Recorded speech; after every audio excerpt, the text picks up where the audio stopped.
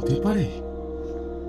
Minute দশেক পর মেয়েটি একাডেমিক অফিস থেকে বেরিয়ে ঠিক সৌভিকের বিপরীতে রাখা চেয়ারটিতে এসে বসল।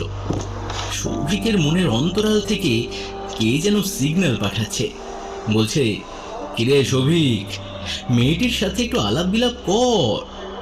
কই রে, কিছু বল, মুখে কি দই জমা রেখেছিস নাকি?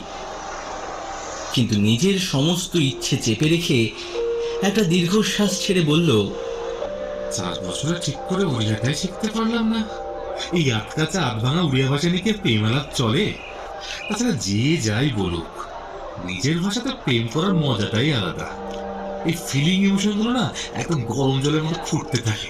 পরক্ষণেই মেয়েটি কল করে ফোনের অপর প্রান্তে থাকা মানুষটির উদ্দেশ্যে বলল, হ্যালো বাবা, আমি পৌঁছে গেছি। হ্যাঁ হ্যাঁ, ইউনিভার্সিটিতেই আছি। তুমি কিন্তু ওষুধগুলো মনে করে খেও। হ্যাঁ হ্যাঁ, আমি খেয়ে নেবো, তুমি অত চিন্তা করো না। রাখলাম, বুঝলেন? বাই। পরের কথাগুলো আর সৌভিকের কানে এলো না। সে তার সমস্ত এক্সাইটমেন্ট হাত মুঠো করে দমন করার চেষ্টা করছে।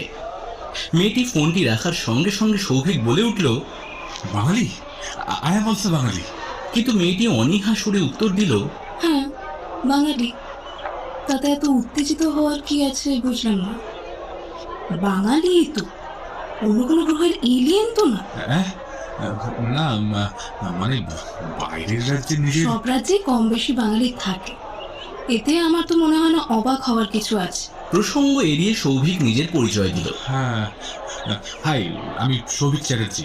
মেয়েটি মোবাইলের স্ক্রিনের দিকে তাকিয়ে শুধু রিপ্লাইটা দিল। আচ্ছা, আমি ইঞ্জিনিয়ারিং এ পড়েছি, সিএসসি ব্রাঞ্চ। আর আপনি? মেয়েটি আবারও স্ক্রিনের দিকে তাকিয়ে বলল, আমরা সেম। ব্যাস, এই কথাটা শোনার পর ছেলের মনে আনন্দের ঢেউ উপচে পড়ছে। খুব বড় একটা ইম্পর্টেন্ট ইনফরমেশন জেনে ফেলেছে সে।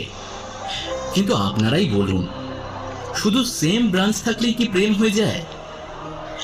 মিনিট কয়েক পর সৌভিক আবার জিজ্ঞেস করল, কোন কলেজ থেকে স্টাডি করছেন আপনি?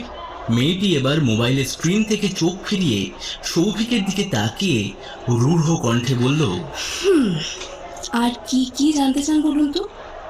ইনফরমেশন কালেক্ট করছেন? আমাকে নিয়ে ডকুমেন্টারি ফিল্ম বানাবেন বুঝি?